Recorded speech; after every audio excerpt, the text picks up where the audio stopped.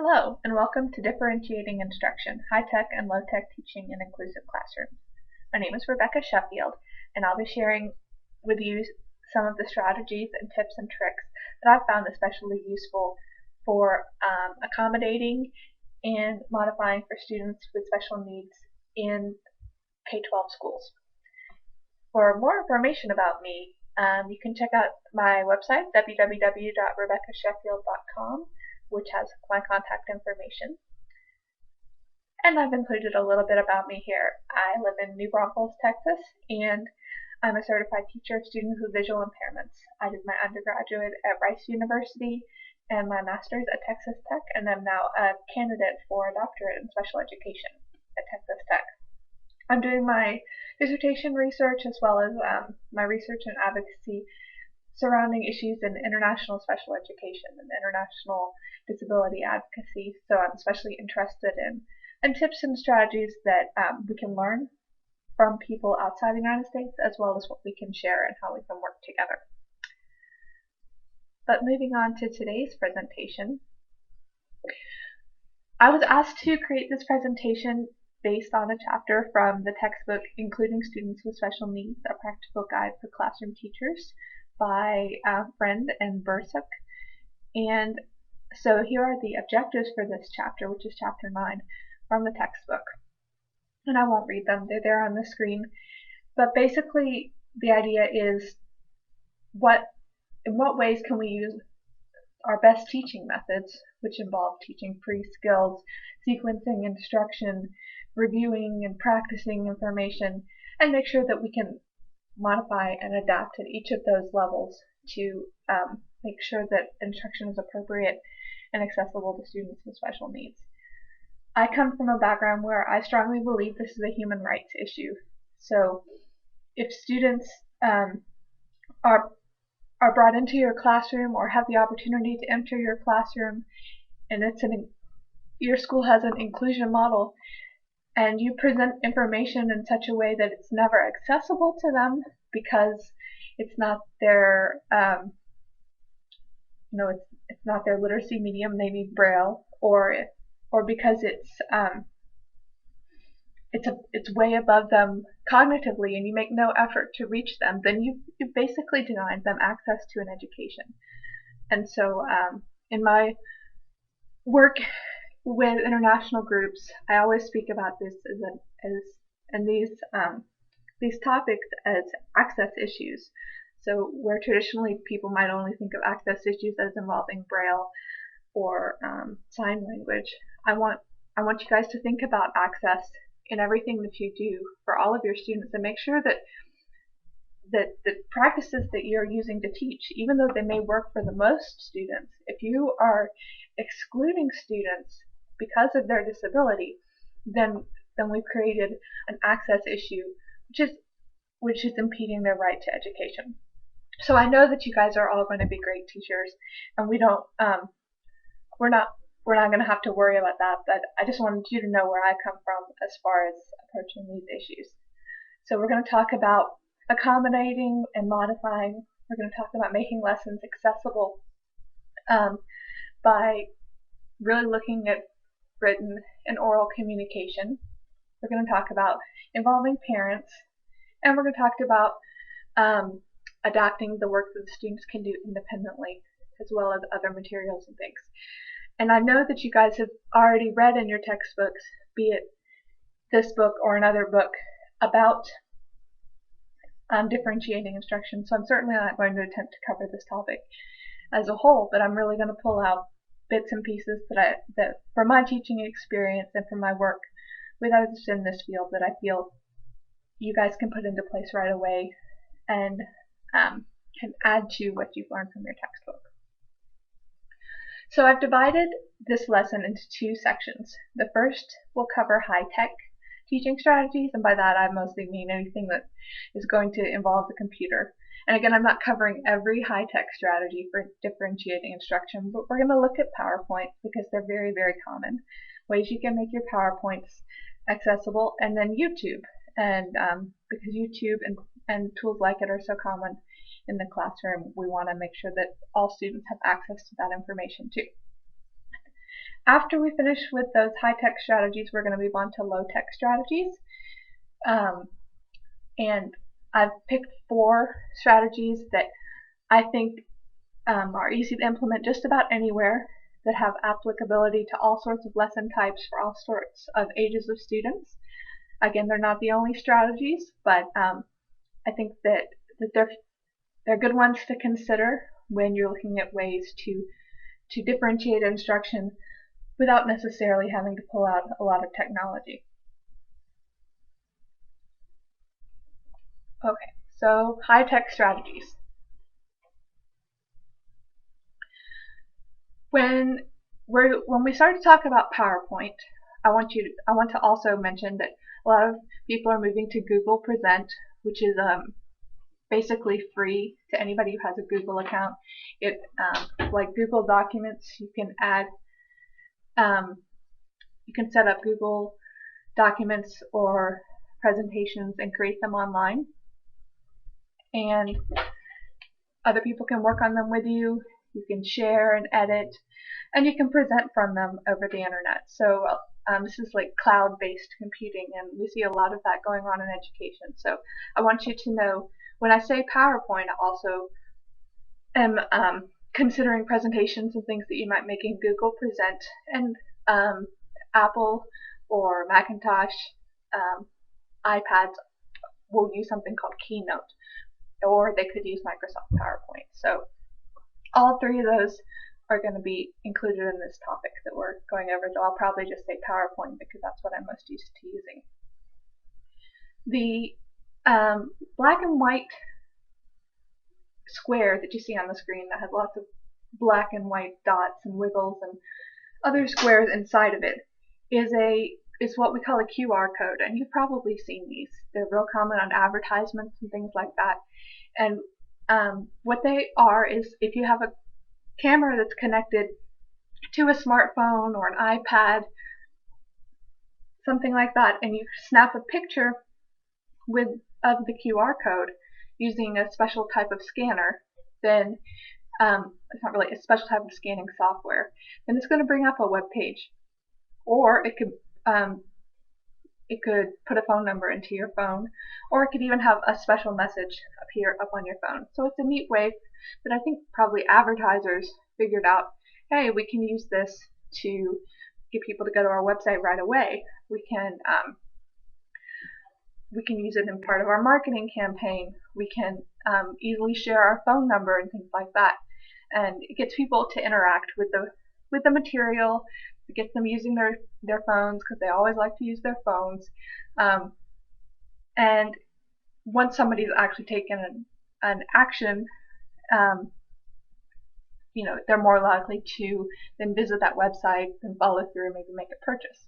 Well, we want to take the QR code and bring it into the classroom, and a lot of cool things are being done.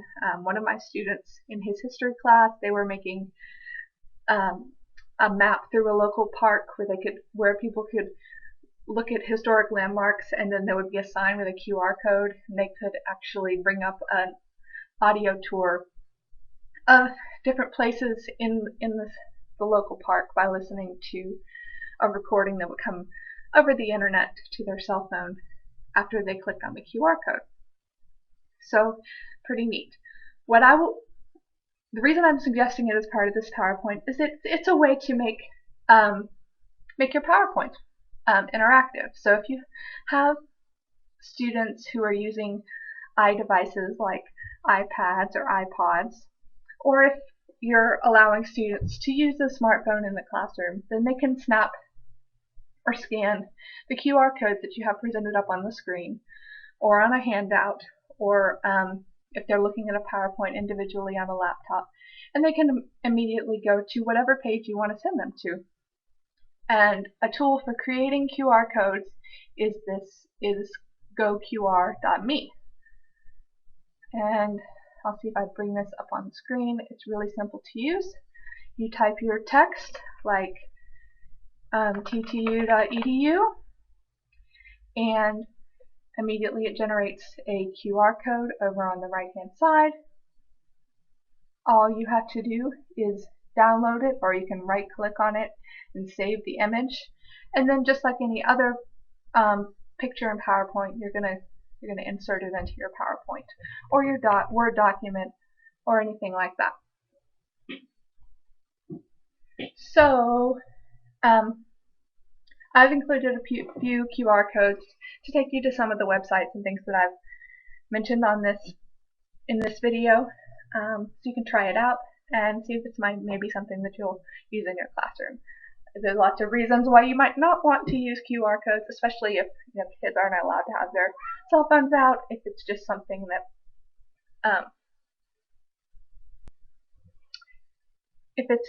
that you're going to have presented up for a short time and there's really no reason for the students to interact with it, or if there's just really no way for them to scan the QR code. Certainly not something you need to put on every PowerPoint, but it's an idea. Also, a lot of times we do want to have a PowerPoint that contains a web address, and the students are going to have to go to that web address to do some kind of class project later. And a lot of times that web address is really long. Well, we know that for everyone, not just students with disabilities, it can really help if you can shorten the web address. And so here's links to 3 different shortening services. You just go to those web pages, you type in the long URL that it's got // and all the different characters in it, and you ask the shortening service to make it a shorter URL for you that you can then put on your website, on your PowerPoint, and students can more quickly follow that or write it down, whatever they need to do so that they can access it later, especially if they're going to have to hand type it in. Of course, if you can give them a QR code or some other way that they don't have to type in the URL, that will save them even more time. Then finally, especially if you are giving the PowerPoint to a student to review on their own, which is more and more common, students working at a computer may have to review a PowerPoint on their own and then follow the sequence of steps that you've described, or you may, for a student with a more severe intellectual disability, create a story that's in a PowerPoint, and so the student can, with just a few clicks of the mouse or a switch, flip through that story. A lot of times we want to have a video as part of that PowerPoint, and we take the video from YouTube most commonly. If you can embed that video in the PowerPoint so the student doesn't have to go outside your PowerPoint to a different website to view the video, that's going to make things a lot easier for everybody, not just students with disabilities. So I've already kind of basically explained how to do QR codes and how to shorten URLs, but we are going to talk about embedding video a little later. Okay. More generally with PowerPoint, and more specifically with students with visual impairments, there are some things I want you to know about making sure that your PowerPoints are accessible if you happen to have a student who uses a screen reader or screen magnifying software to access computer-based information. So I've given you a snapshot here of JAWS, which is one of the most common screen reading software used on Windows computers. The Macintosh or Apple computers have built-in screen reading software called VoiceOver, which works very similarly. This is generally for those students who have very little usable vision and who can't navigate a screen with their eyes. So it's called Screen Reader because it actually reads everything that's on the screen to the student based on what keyboard commands that they've given. Here at the bottom of the screen, I've given you a link to a really quick demo of JAWS Screen Reader, and I think you should definitely check it out. It's like 45 seconds long. If you want to pause this video and go to that demo, then by all means try it now. It basically shows you what JAWS does, and then you can click to lots of other links on YouTube with similar demonstrations. What we need to make sure of is that we're giving the screen reader enough information to help the student or the user navigate through your PowerPoint. So if you've given them a PowerPoint and it's all full of pictures and you don't have any other descriptive information, they're going to be very confused.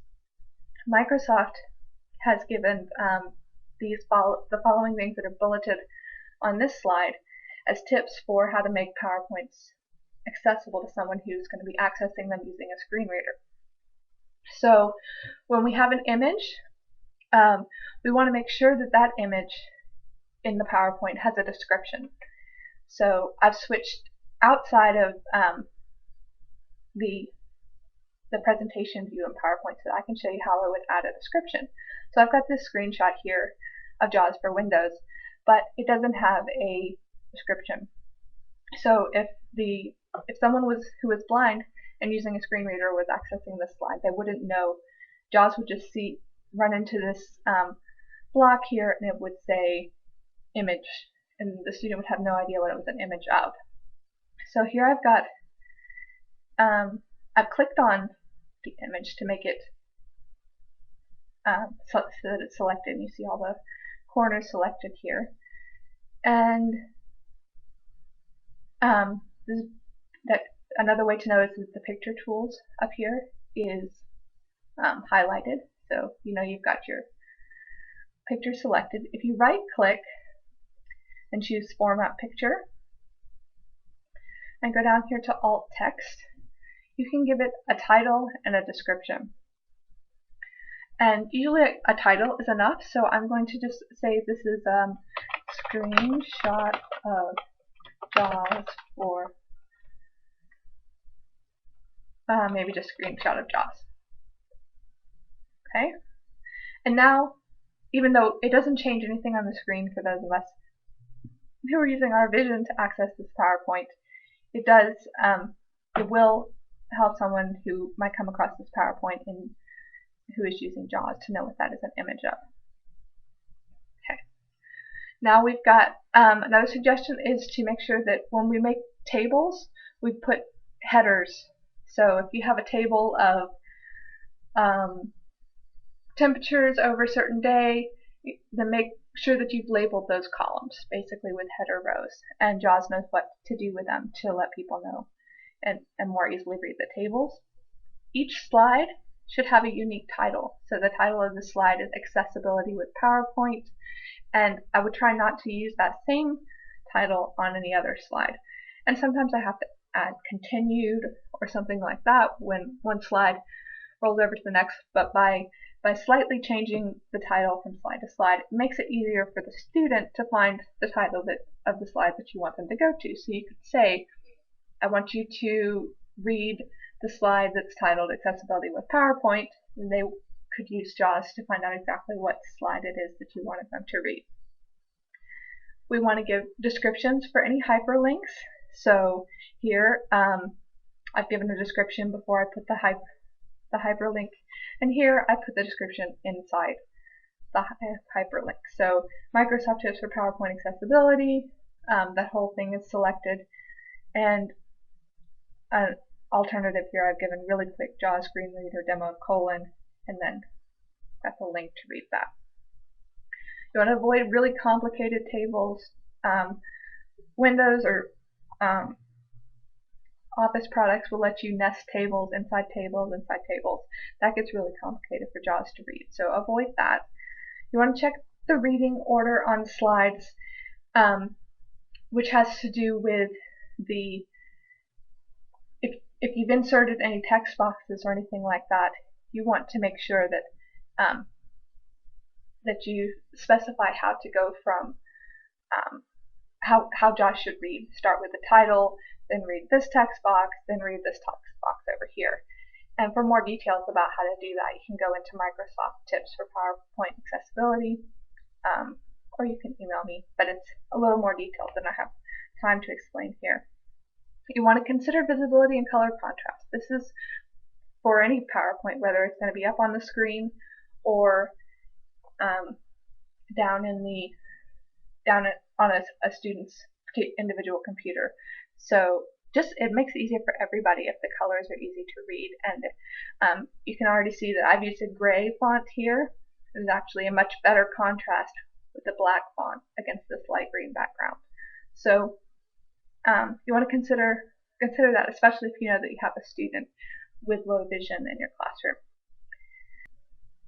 Okay, so we were talking about captioning audio and video, and what I wanted to say about that is that it takes a considerable amount of time, but if you have a student who is hard of hearing in your classroom or who is deaf, and you present something that's not captioned, then you've denied them access to that information. Likewise, if you present a video with a lot of graphics and things like that, where that visual part of it is an important part of the presentation, and that's pretty much every video, and you don't provide some kind of description for a student who is blind or visually impaired, then you've denied them access to that learning information too. And federal law says we can't do that. So even though it takes some time, make sure you locate the resources or you learn the tips and tools that I'm about to show you to make sure that your audio and video portions of your PowerPoint presentations are accessible to all your students.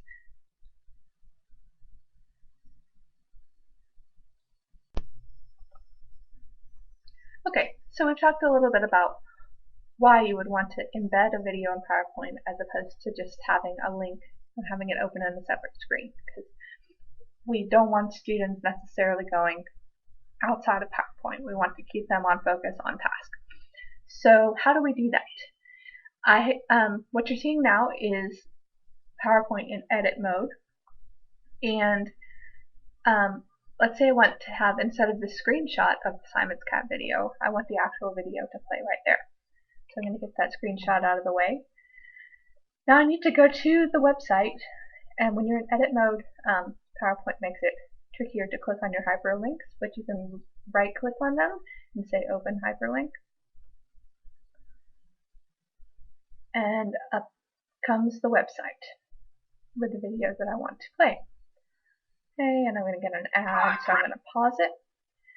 So down here, underneath the title information about the Simon's Cat video, on the same line as the like and dislike buttons, to the right, after about, I see a share. Click on share. Now I don't want to share it on social media. I want to embed it, so click on embed to embed in your video. I usually want the first of the 3 checkboxes unchecked because we don't want any suggested video showing at the end of our educational video. There's no need to enable the privacy enhanced mode, but do check use old embed code. This practice will not work if you haven't checked this box, use old embed code. You choose the video size that works for you. So I have chosen kind of a middle size, but if you want it to take up the whole screen or you just want it over in the corner, then that's up to you. You want to copy everything then that's in this blue box. And I like to press Control-C, but you can, after you've selected everything, you can also right-click and choose Copy. When that's done, you can minimize or close that screen because you don't need it anymore. And we're going to go to the Insert menu in PowerPoint. And don't just click on video, because that's going to start searching your computer's hard drive for maybe some video file that you'd want to include. Instead, click on the little arrow underneath the word video. Choose Video from Website. This dialog box will come up with a space for you to paste. So either right-click and paste, or press Control-V. Paste all of what you just copied from the YouTube website. Here's where it gets complicated, and I can't explain why, but we need to make some corrections in this code in order for it to work.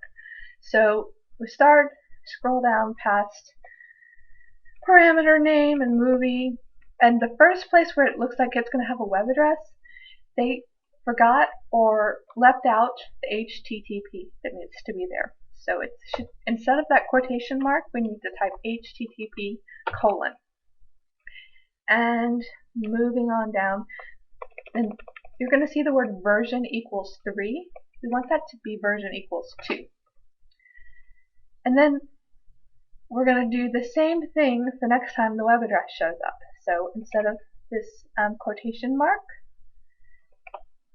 we're going to type http colon, and where it says version 3, we're going to change it to version 2. And that's all that you should have to do to insert the video from the website. Just going to click insert, and here comes a black screen. Now when you switch into presentation mode, that will be your video, and it will have a button to click on if you want to play it. So let's go back to presentation mode and see. And there's Kathmandu Simon's cat embedded in my PowerPoint. Exactly what I wanted. Okay. And then I've included a screenshot on this PowerPoint to remind you that you need to go to video, click on the little down arrow under video before you can insert the video from the website. Remember that you need to add http colon where the quotation mark is before the / YouTube stuff. You need to change the version 3 to version 2, and you have to do that twice throughout that embed code. Okay, and I highly recommend going to visit Simon Cat if you have a chance. Great little diversion. Our next slide is going to talk about making the audio portion of YouTube accessible. So this is going to be our students who are deaf, for our students who are deaf or hard of hearing. Though a lot of students report that they like seeing the captions on the screen, not just students who are deaf or hard of hearing. There is a program called CaptionTube, and it's free.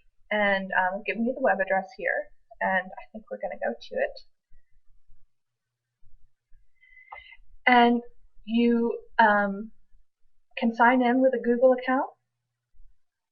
Okay.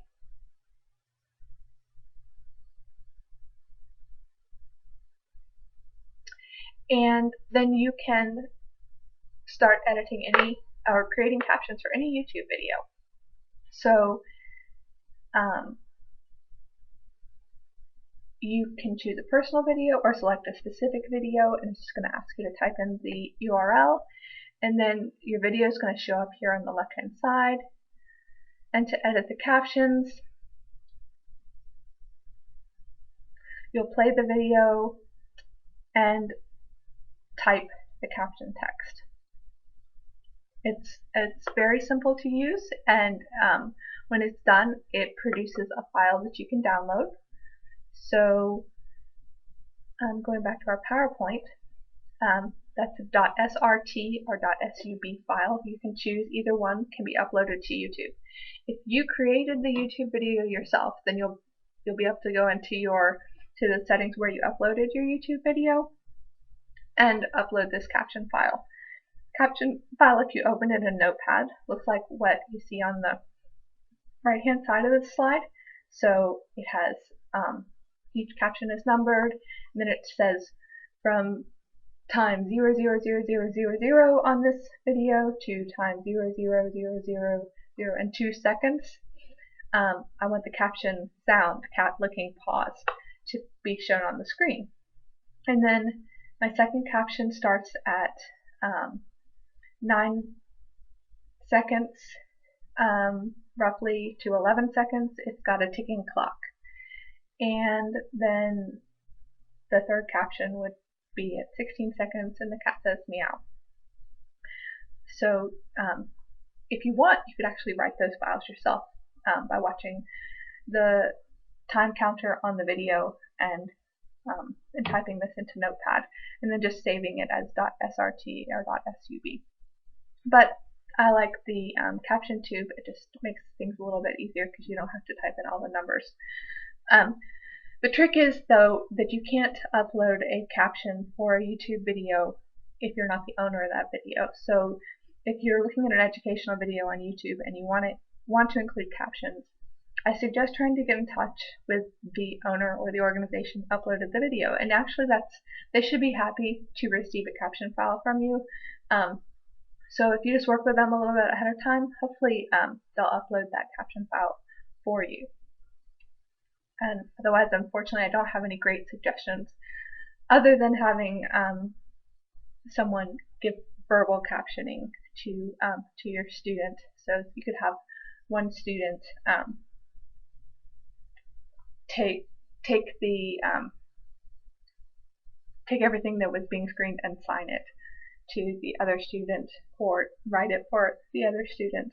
If you have a sign language interpreter in the room, then that's an option too. But having the captions is certainly your best option. Next slide.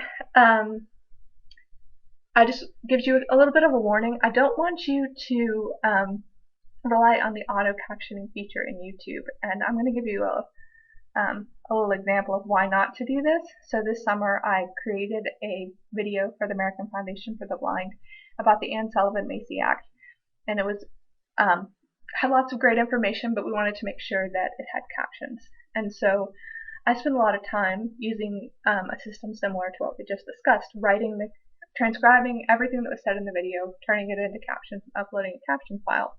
But while I was waiting for our main office at AFB to upload the caption file, they just were relying on the translate captions feature in YouTube. So I'll show you that up here on the screen. This is the video that I created. And if we go to the CC for captioning,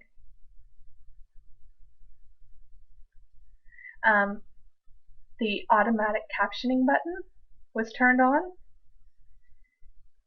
And when we played the video, sponsored by the American Foundation for the Blind. For over 100 instead of years, seeing teachers like Anne Sullivan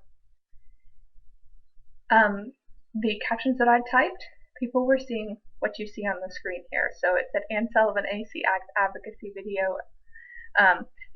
The insult, the basic act sponsored by the American Foundation for the Blood Driver. It was because YouTube is trying its best to understand the speech and translate it into text, but it's not very good. And it even said, instead of please call your senators, it said NASCAR senators. So anyway, I just included that as an example of why you should not rely on the translate captions button unless you're just looking for some amusement. That's not a good alternative to providing your own captions with a video. Okay. So our next slide. Now we're going to talk about what if you have, instead of or in addition to a student who is deaf or hard of hearing, what if we have a student who is blind or visually impaired in the room? And it's certainly less well known than captioning, but there is a process for providing access to visual information in videos to students who are blind or visually impaired, and adults, and anyone who has trouble accessing visual information in a video. And it's called descriptive video. It's pretty simple. I will demonstrate it. I'm not sure you're going to be able to see the video, but this is the beginning of the Lion King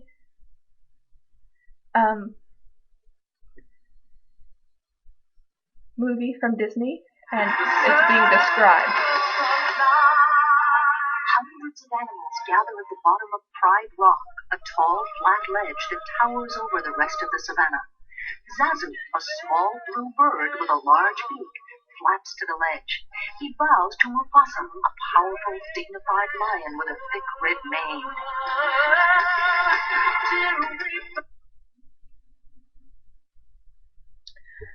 Okay, so you heard the female voice kind of talking over some of the song, letting people know what was going on in the video. And without that information, a student who's blind or visually impaired, or anyone who's blind or visually impaired watching that movie, would totally miss out on what was going on, because all there was some drumming and some music and some singing, and nothing to indicate to them that all these animals were gathering, that there was a lion, that there was a bird.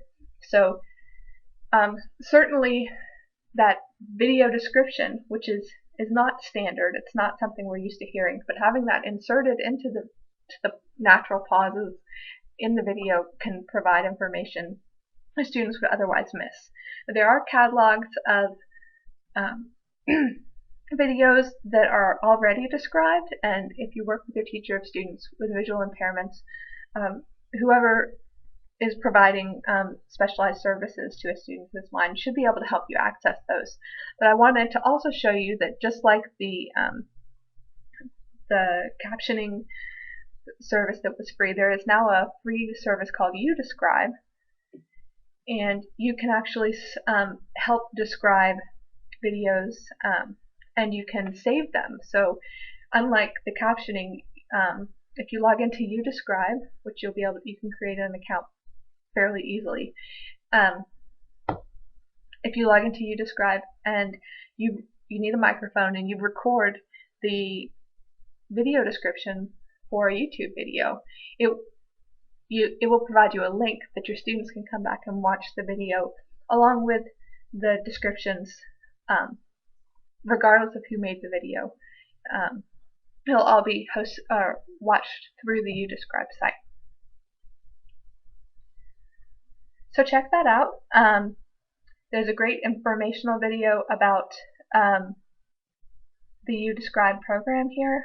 So if you want to pause this video and follow this link to learn more about descriptive video and video captioning, or write this tiny URL down so that you can go back and visit it later. This is it's a really important way that we provide access to students with sensory disabilities to videos, and we know how videos are really an engaging way for sharing educational content with most students. All right, next slide.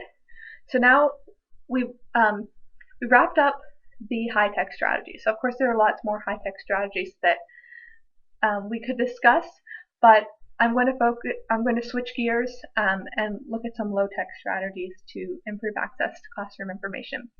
And the following slides were actually taken from a presentation I did a few weeks ago, talking to some women in the Kyrgyzstan, Kazakhstan area. I was presenting via Skype, and I was helping them and leading them in a discussion about making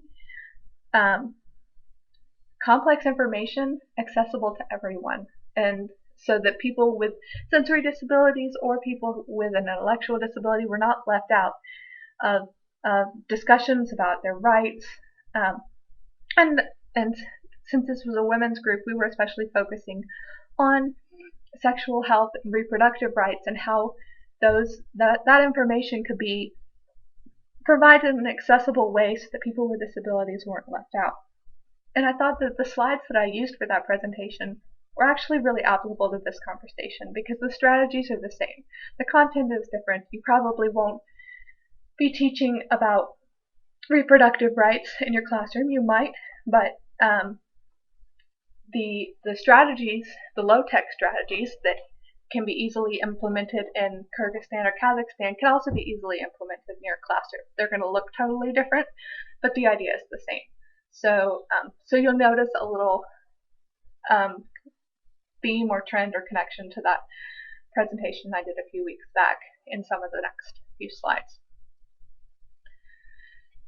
So I'm going to present 4 strategies to, these are really concrete ways that you can take the information that's in your quote-unquote traditional curriculum for quote-unquote traditional students and make sure that all your students have access.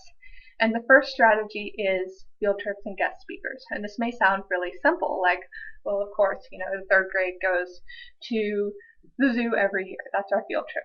But I'm talking about using field trip type experiences and guest speakers to really help make the academic content real and help build connections with your students so that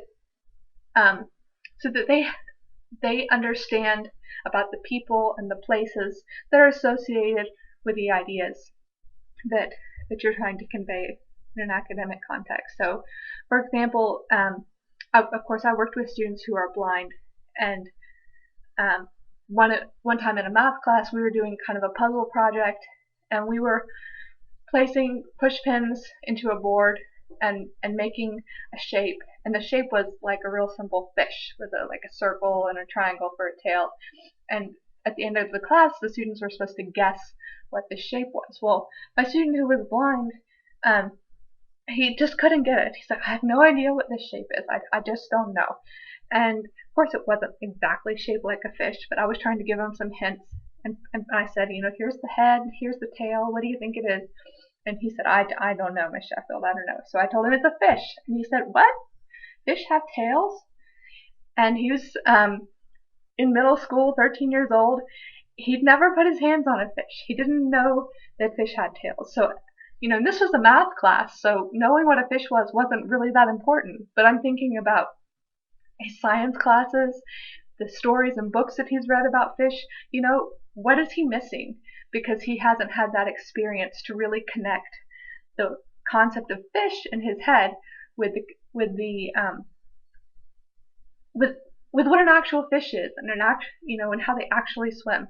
So the next best thing I could do was, and this wasn't exactly a guest speaker or a field trip, but I brought in a fish from the supermarket, a whole slimy, scaly fish, dead, and let the student touch it, and that made a connection at least to what an actual fish is, which, because he's never seen a fish, he's missing out on that information.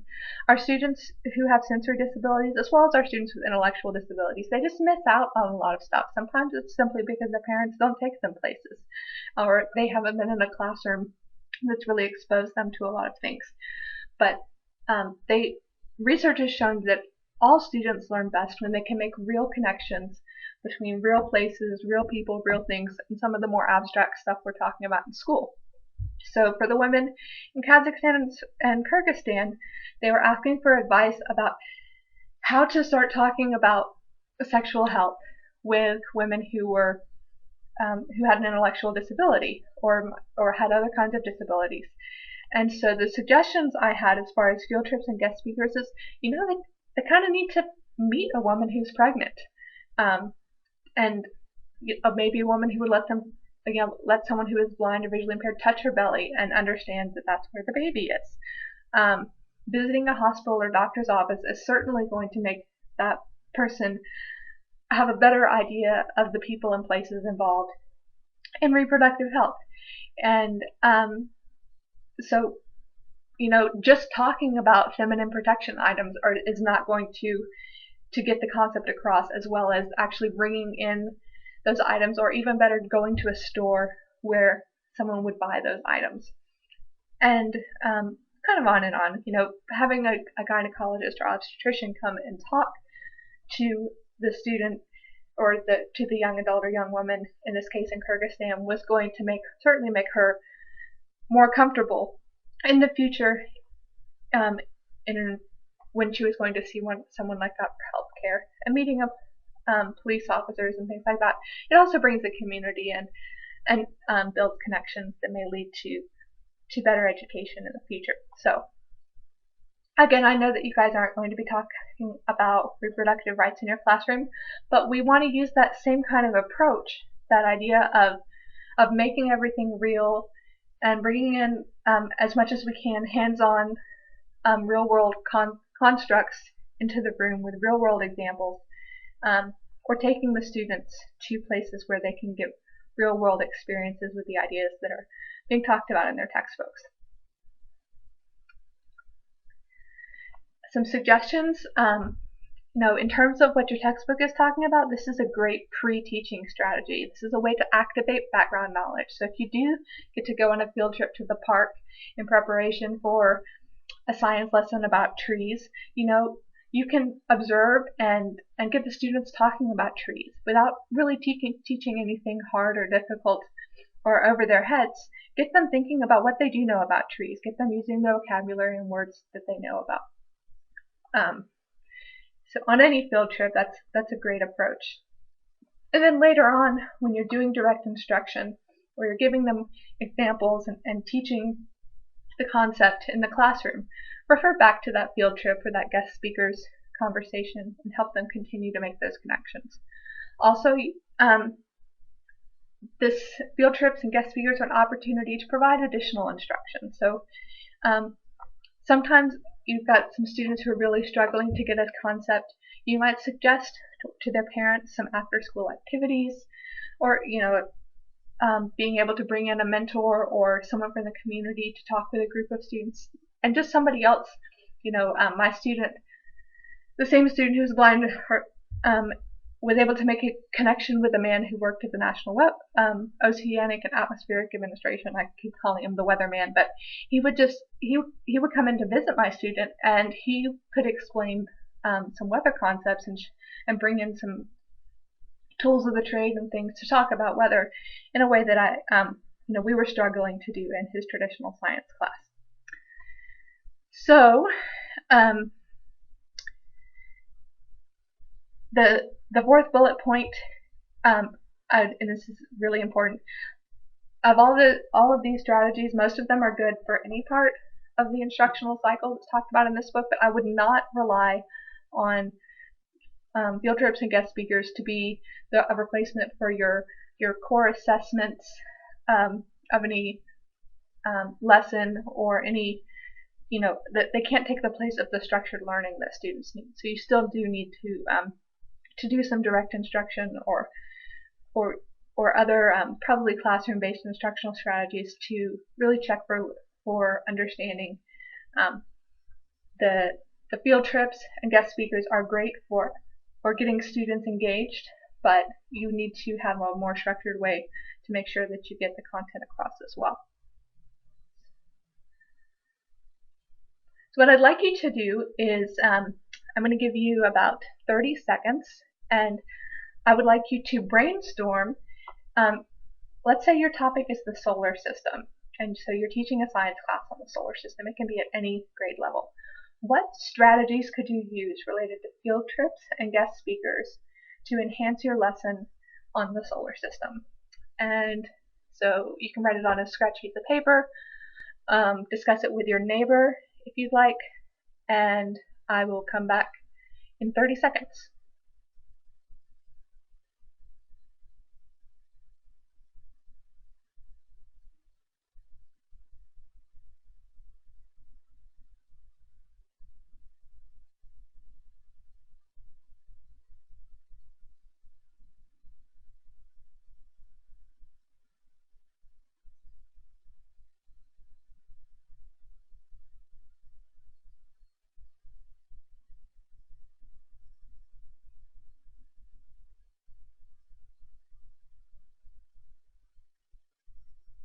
Okay, so I hope you had a chance to sketch out just a couple of ideas about how you could have field trips and guest speakers to enhance and to make more real a topic about the solar system. And the ideas that I came up with were taking a field trip to the planetarium. Of course, that would be a really cool way to learn more about planets. May or may not be accessible, so you'd have to check that out. You could have a visit from the local astronomy club. So instead of trying to go somewhere, you might find that it's pretty easy to get volunteers to come to the class and talk about astronomy, about what's exciting for them. They might bring their telescopes. They might invite students to visit them at another time to get involved in astronomy. You could bring in a telescope or borrow one from another classroom or whatever, wherever you might have access to a telescope, and just talk about how it works, what to use it for, have the students brainstorm, maybe build their own telescopes based off of that, if that's where your lesson was going. Or you guys could go outside, take the class outside. Of course, if we're going to we don't look at the sun directly, but sometimes the moon is out, and you guys could, as a class, do some data collection and talk about the moon and what they know about the moon. All of this is just going either set the stage or reinforce what the textbook is teaching them about the solar system.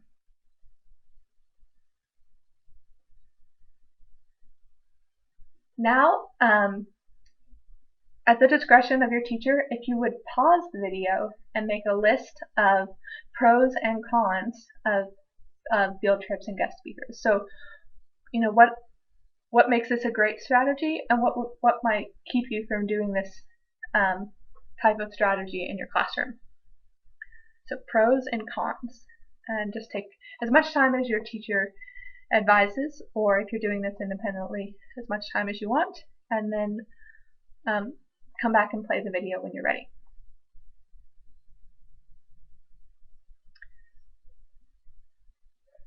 So some pros that I would have come up with on field trips and guest speakers, they're very memorable. They get students really engaged. They bring the community in, which or bring you into the community, which often helps raise awareness of just about your school in general, let people know that we're doing good things.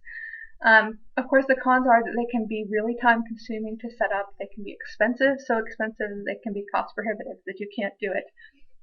You could have a guest speaker that doesn't know their stuff, so they could come in and totally misinform your students, or that wasn't prepared to enter a classroom that had students with disabilities. So you do have to spend some time, even if it's just inviting someone into your classroom, making sure that they're prepared and that they have the information in an accessible format so that it's a benefit to your student. But definitely consider this as an option, as often as possible, to bring your students into the real world outside school, or bring the outside world into school and help your students make those connections. The next strategy I want to talk about is role playing. And this may sound really simple, but I'm going to talk about it in a pretty specific way. And we use this in a more traditional special ed classroom. We would certainly use role playing to talk through getting prepared for a certain task, or to help students prepare for their careers. We help students prepare for what to say in certain situations. There's absolutely no reason it can't be a part of a general education classroom as well. And I recommend using role playing to teach a basic concept, or help students plan for specific situations. So role playing is not going to work for really complex concepts, though it can start a conversation among students that can lead to some pretty deep thoughts. When I was working with the women in Kyrgyzstan and talking about teaching women about their reproductive rights, we said that role playing would be a great way to help women practice saying no. If they don't want to be involved in something, they can say no, and having a safe area to practice saying no in hopefully would lead to them having more self-advocacy in the future. Practicing dating, and what does that routine look like, as part of teaching women about their rights. Role-playing talking with a doctor, role-playing preparing for any conversation or experience that would be difficult.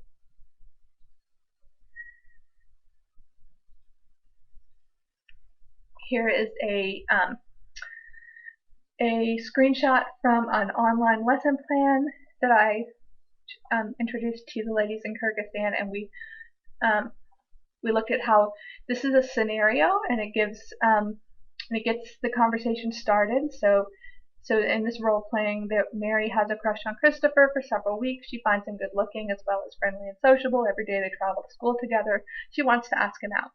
How does she do it? And so they would, in a group, a couple of students would role play this. And then there's also a conversation for those students who are like the audience for the role playing. And they talk about ways to do this passively, aggressively, and assertively. And then, so that's an entire lesson. You could through role playing, teach a pretty in-depth concept. Of course, this is again probably not the exact topic, but it's a strategy for using in your classrooms. Some suggestions for role playing: make sure it's very structured. It should not be a game. This is not playing pretend. So as a teacher, you're going to set the stage for whether this role playing is going to be taken seriously.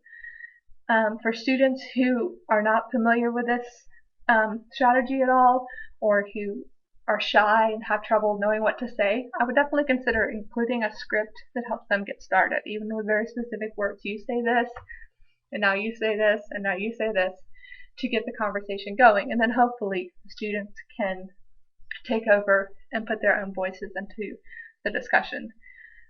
It gives you an opportunity to both teach and assess social skills at the same time as academics. You can select students who will work well together for role playing, so certainly not someone who would bully a student shouldn't be paired up with that same student, but rather students who work well together. This can be done as an entire class activity or in small groups. Just make sure that those who are not performing in the role playing are engaged in providing feedback at the end and talking about, well, how else could that situation have worked out, or if it was a more math related activity, did you guys did they do the addition and subtraction correctly could be a question. The teacher needs to be checking for understanding, so this is an opportunity to assess what students know in a role-playing type situation as opposed to pen and paper testing. And as I mentioned before, this particular strategy works in just about any part of the teaching cycle described through your textbooks. You can discuss pre-skills. This could be a warm-up activity. You could just have a set of role plays that had progressively more difficult examples in them, or covered a variety of topics. You can provide additional instruction if you think that students need more knowledge in a specific area. You could devise a role play for that, and you can also use a role play to kind of review the lesson and check where students are at. And you can provide scripts for role plays that students can practice at home. So if you see that they really enjoy this type of learning, check online. You might not even have to create them from scratch. You might be able to find ways that the students can continue to engage with their parents or guardians in this type of strategy for learning their just about any topic. So I'm going to give you another 30 seconds, and let's pretend that your topic is addition with decimals, so you're teaching a class on addition with decimals, and what role-playing strategies could you use? Could you design a lesson that included role-playing to teach addition with decimals? So just to brainstorm for 30 seconds, and I'll be right back to discuss.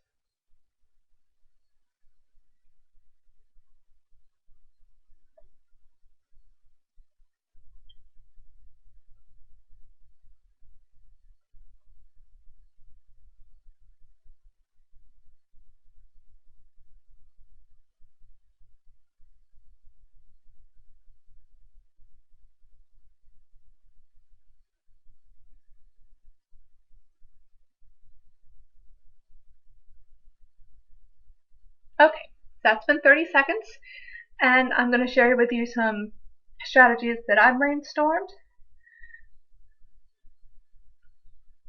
Role-playing, making a purchase at a store, or making a shopping list is probably one that you came up with. So it's an easy way to tie addition with decimals to a real-world activity. And you could set up a role play. Remember, this is going to be structured, so you don't just tell students go pretend you're shopping, but you say, okay, Jimmy, you're the cashier, and Julie, you're making the purchase, and these are the items, and here's how much they cost, and let's give them a few lines in the script to get them started, and then make sure that the addition task is part of it, and give them an opportunity to work that out in front of their peers, and of course structure it with any supports that they need. And at the end, the class can discuss, or whoever was observing that role play can discuss, how did it go? What might have been done differently? Did the customer get treated fairly? Lots of questions could come out of that. Okay. Another one that I thought of was something to do with weighing on a digital scale. So students with disabilities often are more comfortable with a digital scale than other types of scales anyway. So bringing a digital scale to the classroom, and then you could say what weighs more as a real basic introduction to decimals. You could see, how can we add things to the suitcase so that it doesn't so that the weight adds up to, I think it's, 50 pounds that you can take on the airplane now. So there's lots of things you could do with decimals and a digital scale. I'm sure you guys came up with other suggestions too. So I just want to get your brain working and thinking about ways that role playing could be used in just about any academic area. Okay, and again, I'm going to invite you to pause the video and discuss what are the pros and cons of role playing in the classroom, and what are reasons you would use it and reasons you wouldn't use it. So pause the video, and when you're done coming up with your own lists or done with your discussion, press play and we'll continue.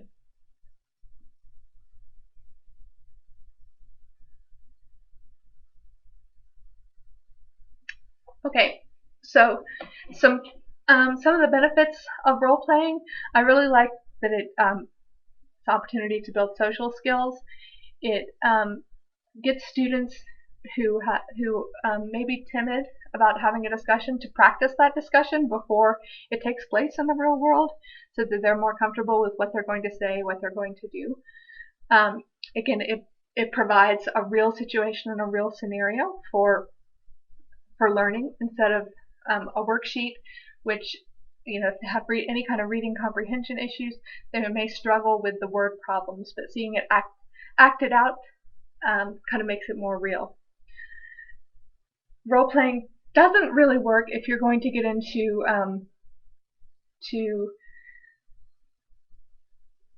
situations where a student might not feel comfortable playing a certain role.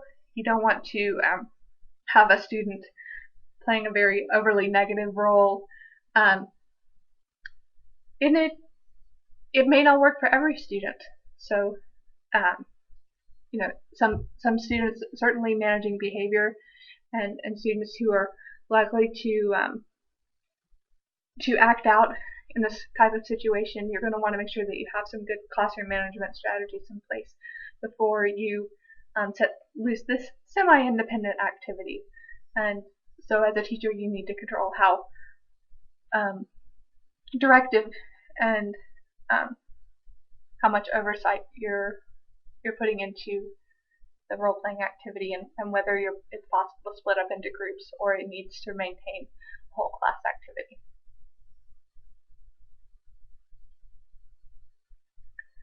The next strategy is actually related to role-playing, and it's called social stories. And social stories are kind of like role-playing, but they've been put down in a book. And so any situation that you might have role-played, instead of actually having students get up and act it out, they're going to read about it in a book. If you have done any recent reading on autism, you'll know that social stories, and a very specific social stories strategy, is often used with students who have autism or on the autism spectrum disorder to help them with social situations. But we can expand this idea of social stories. So I'm talking about a really broad category of stories to mean anything specifically made by a teacher or by teachers or parents to help teach a particular concept to a particular student or group of students. And so this just means like custom-made books for your classroom library. They may be in different formats so that they'll be accessible to students who have different levels of needs. If they have sensory impairments, of course, you want to make sure that the books are accessible. And students can help make the books too. The ladies in Kyrgyzstan, we talked about how they could create books about making difficult decisions. Books about topics that were probably too difficult to act out in a role play, such as abuse. And that, this is something that the women could read independently, or they can read them aloud and discuss whether the characters in the social story, is that what I would have done? Would I have done something differently? So an online example of a social story that you can visit that's pretty well done by a group out of the United Kingdom. It actually talks about a young lady who gets her period and and is unsure about what to do. And so you can see how this social story for a young lady with a disability helped prepare her for what to do in that situation. And she could read it independently by clicking through the pages of the book, and it actually has an option to read the words aloud, or she could read them on her own. And has really simple pictures and explains the concepts really simply. And so this is an example of an online social story, but you could also see how it could be put in a book pretty simply too.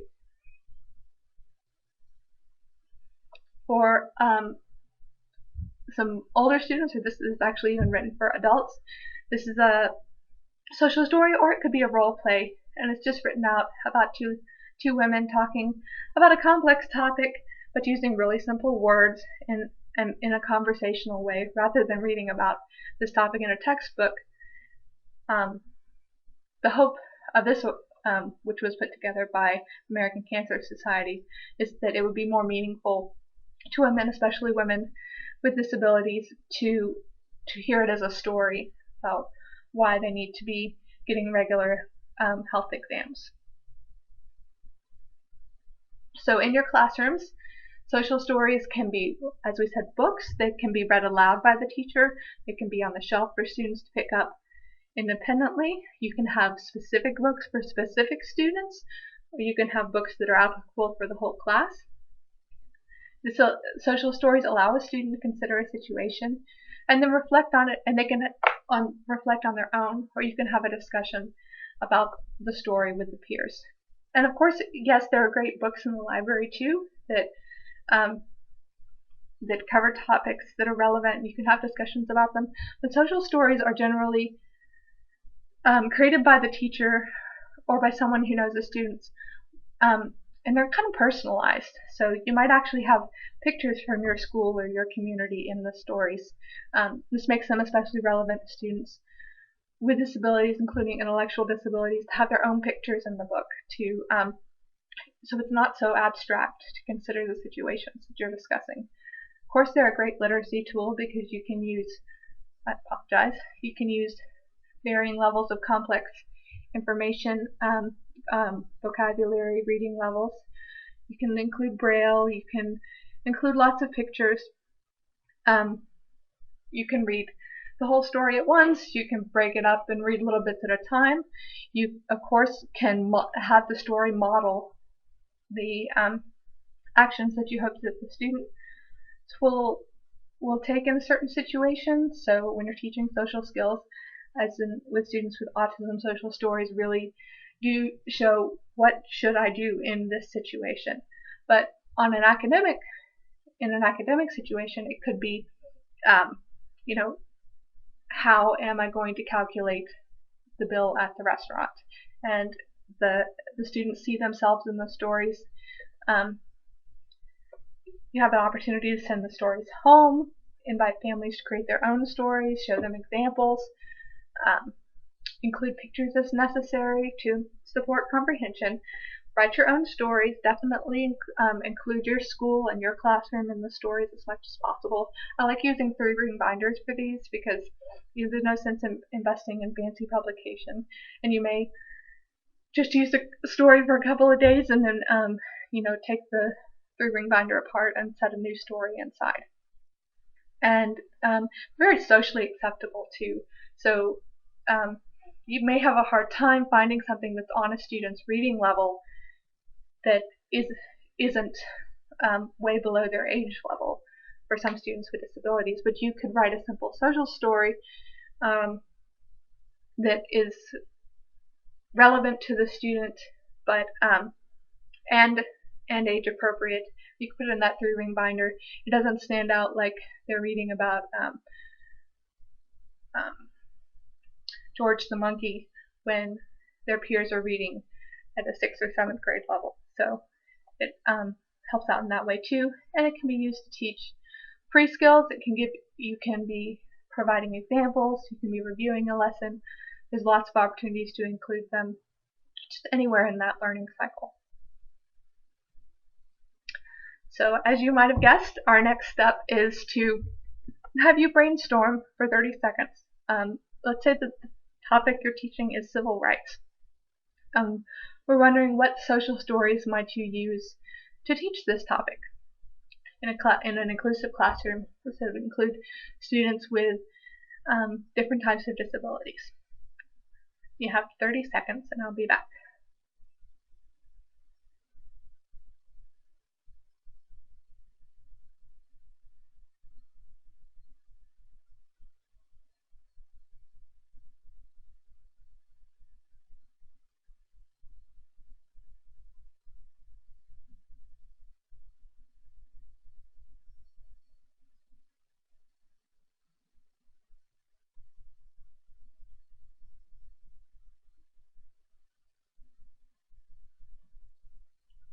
Alright, so the things that I brainstormed, or that I kind of came up with, you could definitely have social stories about bullying as a maybe a warm-up to talking about civil rights and the civil rights movement, or as a way to connect the a discussion on civil rights to things that are happening in your own school. So what would you do if you were bullied? Tell a story of a real or fictitious kid in your school and he's approached by a bully. Don't, of course, make that a real kid in your school, but and then have him respond in a certain way in the story, and then let the students in your classroom discuss whether that was appropriate or not, and discuss alternative ways that they could respond. Wish you could have a social stories to lead a discussion about race and differences in abilities, or a social story about advocacy and helping students read about other students who've stood up and spoken out against things that were not fair in their lives, and talking about advocacy. The gist is that by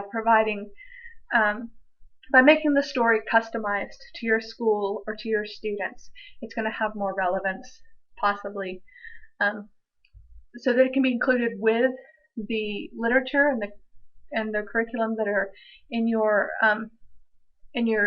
regular routine stories in your library at your school. These just would be an addition and help build stronger connections that are especially relevant for students with disabilities.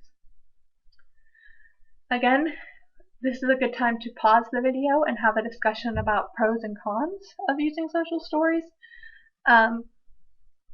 and then come back when you're ready. So pause and then press play when you're ready.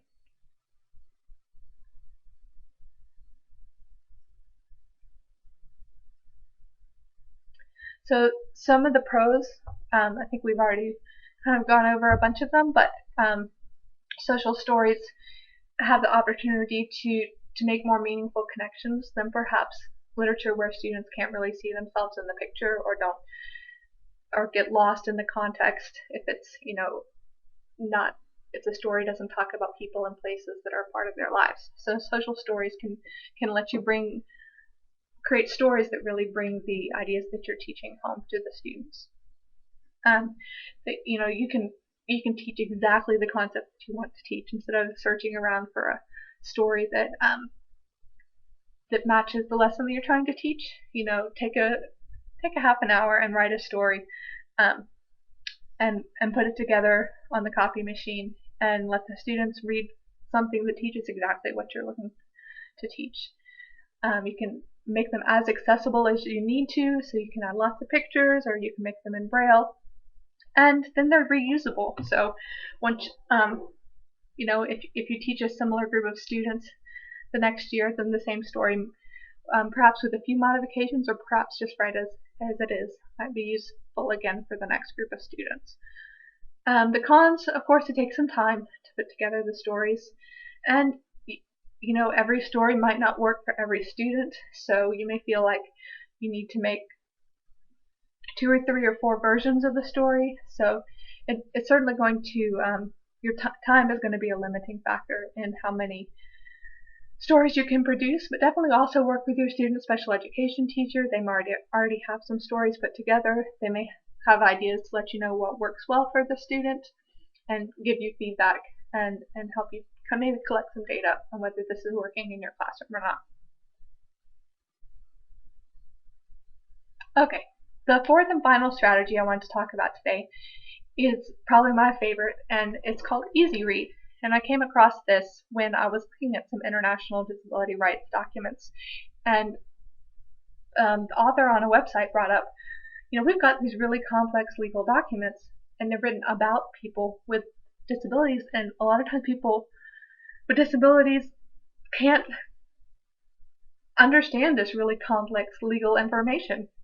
And so we've basically written stuff that is not accessible, especially to people with intellectual disabilities. And so we need to come up with a way to make complex information, generally legal information, but also, that some of the things that are in our textbooks, some of the documents that are put out by our government or by businesses, how can we make that accessible so that people with intellectual disabilities can still understand the content of the documents without having to understand all the high-level vocabulary that is generally contained.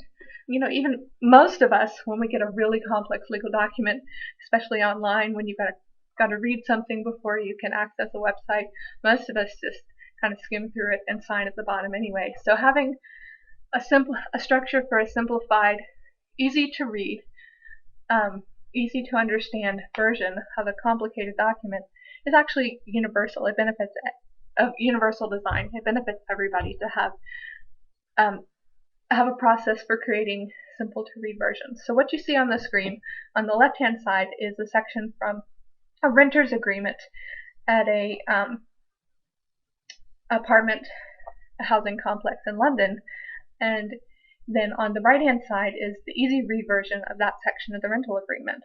And so the housing complex serves people who have intellectual disabilities, and so they have an opportunity to understand what's actually in their rental agreement. So instead of having to read that whole paragraph on 7.1 in that tiny print, and with complicated words and no pictures, they've got a version that says, basically, here's what it says: check the identity of anyone who comes into your home. And then there's a picture of identity to kind of reinforce that concept, because may or may not be familiar with the word identity. You must keep the shared areas secure. Instead of saying you must keep the shared areas of blocks or flats secure by using security systems properly and not letting strangers in without identification, it's got a more simple version of that, and it has a picture to reinforce.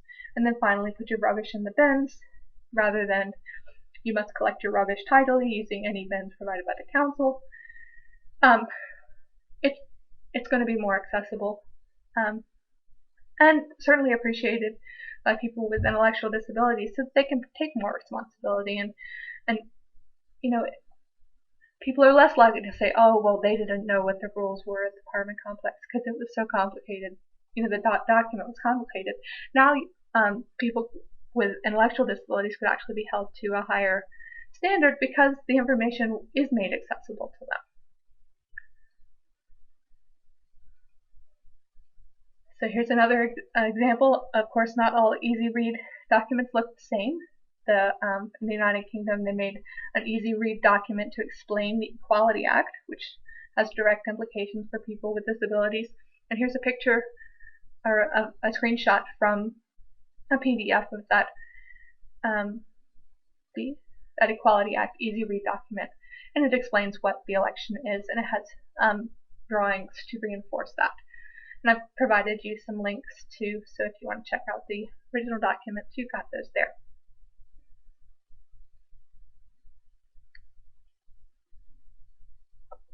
So, coming back to your classroom, of course you're probably not going over legal documents, but there is a lot of stuff that right away you'll be able to identify is written at a higher level than maybe some of the students with disabilities, or students, especially students with intellectual disabilities, are able to really understand, but yet the information is important and it applies to them. So when you're going to create an easy read version of a document, or if you're working with other students or other teachers to create an easy read document, you want to keep the vocabulary as simple as possible. So I recommend at or below 3rd grade. Of course, if you're working with a 2nd grader, then you want to go even lower. Of course, the exception is when you need to teach a specific word. So coming back to working with the women in Kyrgyzstan, there's certain words about reproductive health that you need to know. They need to, of course, I don't speak Russian, but they needed to know the word for reproductive, and they needed to know the word for gynecology, because those are terms that they'll see written down that they need to use to identify people and to speak in a way that they'll be respected. So we don't want to not teach specific and important vocabulary words, but don't make all the rest of the vocabulary really high level if it doesn't need to be. So kind of a balance between teaching the vocabulary that is necessary for the lesson, but not having the rest of the vocabulary so high that it prevents access to the information. Include pictures. So when we work with students with disabilities and we start talking about pictures, the lowest, simplest, most easy to access pictures are those that are pictures of the student himself or herself and family and friends that they know. And then as the student becomes proficient at using that level of picture, then you can start including pictures of people that they don't know to represent, a girl or a school instead of you and your school. And so in your social stories or in your easy read documents, if the student is able to understand and infer from pictures that are not of himself or of people that he or she knows, then you can use pictures from the internet. And I was recommending trying to include pictures of people with disabilities in your easy read documents instead of having pictures of people that don't look anything like your student. And then finally, if your student is familiar and does really well with photographs, then you might try also including drawings, but those are the most abstract. So to understand that that's going to be the most difficult to relate to in the scheme of things, though a lot of students do really well with drawings. Only put a few sentences on a page. We don't want the easy read document to be so full and jumbled with words that it's hard for the students to follow. And also consider your students' reading preferences. So if they have a visual impairment, if they have low vision, we want to get a font size that really works for them. Lots of spacing between the lines, using colors that work for them as well. Make sure you maintain the original intent of the document. An easy read should not be my interpretation of this document. It should be the information that's in that document. The only thing that's changed is the reading level has been brought down. Unnecessary stuff can be taken out. The really relevant points are highlighted and pictures are added, and everything is spaced out to make it easier to access. And I strongly recommend letting students be involved in creating these documents. So when I taught the Introduction to Special Education class, we actually made this an assignment for our students to create easy read versions of common documents around the school. So the IEP, parent information that was given out before the IEP, several of my students chose to go through that and turn it into an easy read document so that students or parents with disabilities had equal access to understanding that pretty complicated document. And I knew that if my students could make an easy read version and really break it down, this complicated information, and explain it on a simplified but thorough level, that they really understood the information. So in your classrooms, having students work in teams to make simplified versions of documents, you don't have to tell them that it's for accessibility purposes. Just say, hey, I want to make this easier to read, easier to understand. Same idea as having students paraphrase a poem.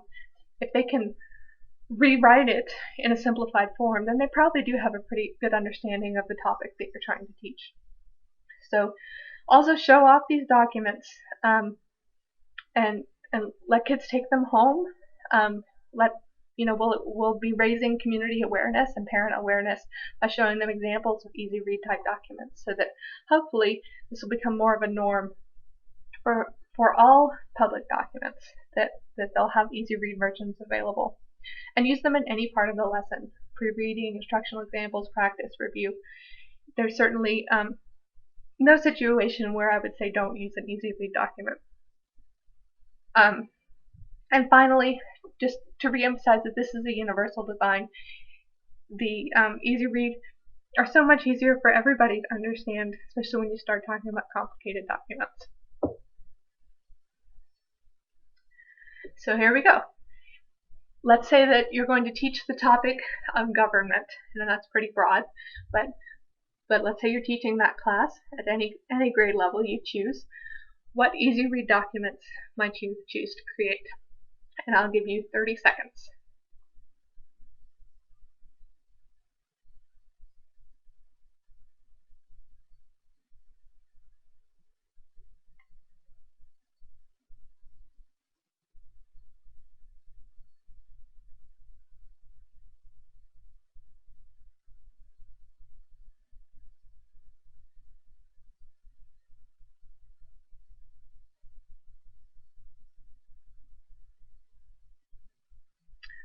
Alright, so here's what I came up with. Of course, you could make an easy read version of your student code of conduct. That might be a good warm-up activity, activating prior knowledge about rules. And so that the lesson of creating the easy read version in itself would be great for some students. And then having that easy read version available so that all students can be engaged in the discussion be useful as well. And then give that easy read version to the school, so hopefully that they would consider including it when they hand out the student code of conduct every year. Okay, have students work together to make easy read web page about the legislative process. So looking at something complicated like the legislative process at the state or federal level, and breaking it down with pictures and simplified vocabulary so that just about anybody can understand it. May or may not be possible, but you're going to get close. Okay.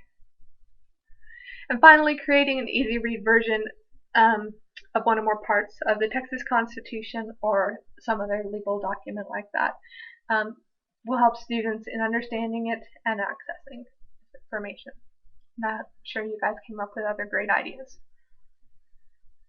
So go ahead and pause the video for as long as you'd like to discuss the pros and cons, what's good about easy read, what's not so good, and then we'll come back here.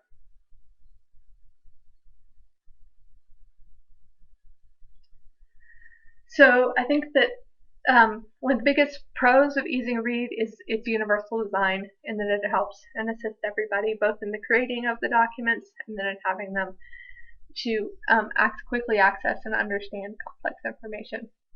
They're inexpensive. They can be customized, just like, you know, consider that social stories could be easy read documents in themselves. And some of the issues or cons that I would say, and like social stories, they take time to produce, and some information is harder to break down than others. And certainly there are going to be organizations and governments who are going to resist having or publishing easy read versions. You know, when students go to take their state exams, they're probably not going to be easy read versions at the end of the year. So students, you know, are still going to have situations when they are going to have to learn to tackle more complex documents. So it's going to be a give and take, making a balance of when to use easy read and then when to work with students to help them get through some of the more difficult writings in their original forms. And I hope that you guys came up with additional pros and cons. This is actually, we're getting to the end of the lesson. I want to go back and review the lesson's objectives, and with a caveat here at the bottom that I discussed a select set of strategies today, but certainly not the only ones, and I really didn't go into the ones that were discussed in the textbook because I figured you had an opportunity to read those. So, but we did describe some ways to differentiate instruction. I hope you agree that we did that, and we talked about pre-skills and which of these ideas could be applied to pre-skills. We talked about giving instructional examples, providing additional instruction, practice, and review. We described accommodations, especially in that high-tech section when we talked about making your PowerPoints and things accessible. And so, as well as some of the other strategies, when you apply those to your lesson planning, you're going to end up with more accessible lessons. Making lessons accessible for students with special needs clearly was a big focus of our conversation. And we talked about improving the clarity. Mostly we talked about written information, but some of the ideas from the Easy Read documents would certainly apply to making your oral communication a little less difficult to get through.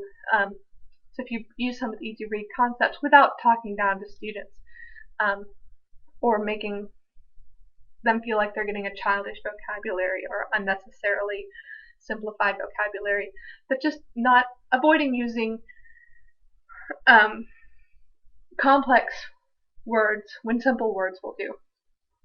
Describing strategies for involving parents. Several times I highlighted ways to connect parents with some of the strategies, but your book definitely goes into this a little bit more. And finally, adapting independent practice activities for students and describing how to make modifications in your classroom. Hopefully the ideas that were in today's lesson will be of use to you in those areas.